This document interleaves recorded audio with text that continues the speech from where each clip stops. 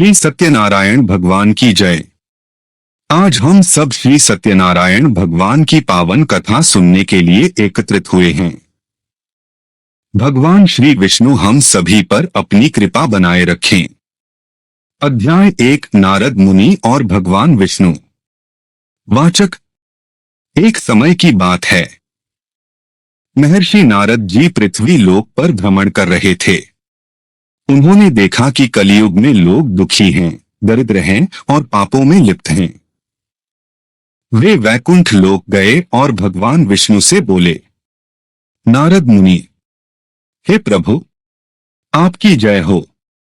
कृपया ऐसे कोई सरल उपाय बताइए जिससे लोग पापों से मुक्त हो जाएं और सुख समृद्धि प्राप्त करें। भगवान विष्णु, हे नारद, जो भक्त सच्चे मन से सत्यनारायण व्रत करेगा वह समस्त पापों से मुक्त होगा और उसके घर में धन धान्य सुख शांति बनी रहेगी। यह व्रत कोई भी कर सकता है, राजा हो या रंक, स्त्री हो या पुरुष, बालक हो या वृद्ध। अध्याय 2 दरिद्र ब्राह्मण। वाचक, काशी नगर में एक गरीब ब्राह्मण रहता था। भूखा प्यासा वह भिक्षा मांगकर जीवन यापन करता था। एक दिन नारद मुनि उससे मिले। नारद मुनि, हे ब्राह्मण, तुम इतने दुखी क्यों हो? ब्राह्मण, हे मुनिवर, मैं अत्यंत दरिद्र हूं। कृपया कोई उपाय बताइए जिससे मेरे दुख दूर हो जाएं। नारद मुनि, हे ब्राह्मण, श्रद्धा और भक्ति से श्री सत्यनारायण व्रत करो। भगवान को फल, मेवा और प्रसाद अर्पण करो और सभी में बांटो। तुम्हारी सभी मनोकामनाएं पूर्ण होंगी। ब्राह्मण ने विधिपूर्वक व्रत किया। कुछ ही समय में उसका दरिद्रता समाप्त हो गई और उसके घर में सुख समृद्धि का वास हो गया। अध्याय 3 साधु वैश्य और उनकी पत्नी। वाचक, एक समय एक साधु नामक वैश्य था।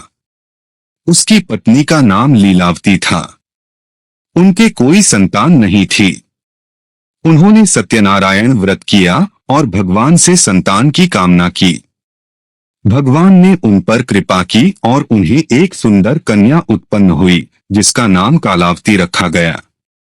समय बीतता गया। जब कालावती विवाह योग्य हुई तो साधु वैश्य ने उसका विवाह अच्छे घर में कर दिया। एक बार साधु वैश्य व्यापार हेतु समुद्र यात्रा पर गए। उन्होंने व्रत करने का संकल्प लिया था, परंतु लोभवश उन्होंने उसे टाल दिया। यात्रा के दौरान उन पर चोरी का झूठा आरोप लगा और राजा ने उनका सब कुछ छीन लिया। अध्याय 4 भगवान की कृपा। वाचक, रात में राजा को स्वप्न में भगवान सत्यनारायण ने दर्शन दिए और सच्चाई बताई। राजा ने तुरंत साधु वैश्य को छोड़ दिया। साधु वैश्य ने अपनी गलती मानी और विधिपूर्वक व्रत किया। जल्द ही उसे सब कुछ वापस मिला। इधर कालावती ने भी व्रत किया, परंतु उसने प्रसाद बांटने से पहले भोजन कर लिया। भगवान अप्रसन्न हुए और उसके पति समुद्र में लापता हो गए। उसने पश्चाताप किया, विधिपूर्वक फिर से व्रत किया और प्रसाद श्रद्धा से सबको बांटा। भगवान ने उसके पति को वापस लौटा दिया। अध्याय 5 कथा का सार।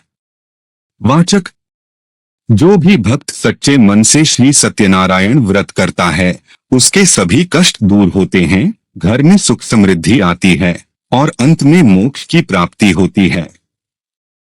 आइए हम सब मिलकर सत्यनारायण भगवान की जय